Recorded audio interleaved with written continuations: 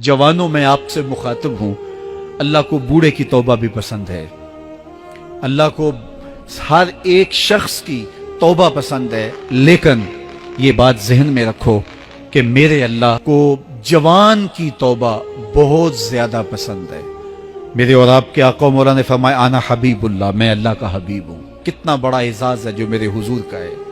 लेकिन एक दूसरे मुकाम पे इरशाद फरमाया अशाबुत ताइबु हबीबुल्लाह, सुन लो जो जवान जवानी में तौबा करे वो भी अल्लाह का हबीब है। वो जवान जिसने अपनी जवानी अल्लाह की याद में गुजारी, अल्लाह के जिक्र में गुजारी। जवानों, इबादत की लज्जत भी जवानी में है। अगरचे जवानी मस्तानी होती है, जरा इस मस्तानी जवानी को तहज्जुद के मुसल्ले पे लाके देखो, क्या मस्ती चढ़ती है सजदों के अंदर, क्या लुत्फ है कयाम के अंदर, क्या सुकून है रुकू के अंदर।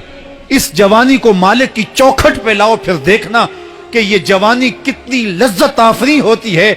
और फिर इस जवानी के बदले में अल्लाह ताला तुम्हें क्या क्या अता फरमाता है।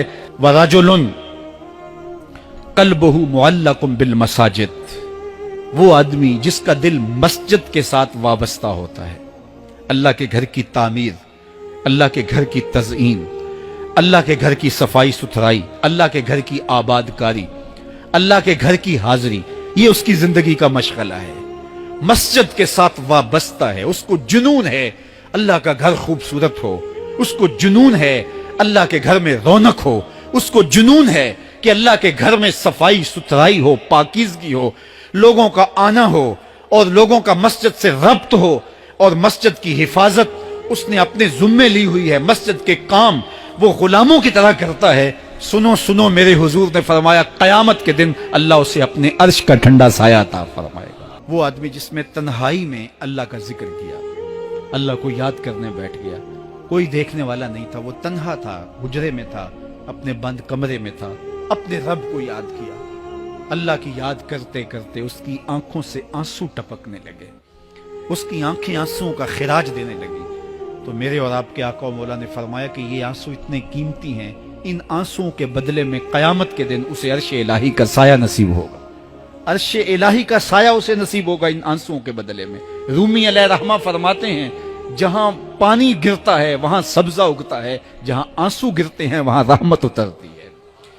तो इसलिए जो अल्लाह की याद में रोने का लुत्फ है और अल्लाह की याद में आंसू बहाने का अजर और सिला रखा गया है, ये गुनाहों को धो डालता है, ये अंदर की सफाई और सुथराई का सबब और जरिया है। मेरे और आपके आका मौला ने फरमाया रातों की तन्हाइयों में उठ के कुरान पढ़ा करो और कुरान पढ़ते हुए रोया करो। फिर फरमाया फ़इल्लम तबकू फतबाकू, अगर रोना ना आए तो रोने की कोशिश किया करो। हजरत दाता गंज बख्श अली हजवेरी से एक मुरीद ने कहा हजरत अगर रोने की कोशिश करें फिर भी रोना ना आए, फरमाया फिर अपने मुकद्दर पे रोया करो। तुम इतने संग दिल हो गए हो कि तुम्हारी आंखें आंसुओं का खिराज नहीं देती। जो रोना नहीं जानता वो अल्लाह की रहमतों को और अल्लाह की करम नवाजियों को कैसे समेट पाएगा। बच्चा रोता है तो मां दूध देती है। जब बंदा अल्लाह की हुजूर इल्हाज़ारी करता है, इज्ज़ करता है, इनकिसारी करता है, तो अल्लाह की रहमतों को जोश आता है और अल्लाह ताला की रहमतें उस पर बरसती हैं।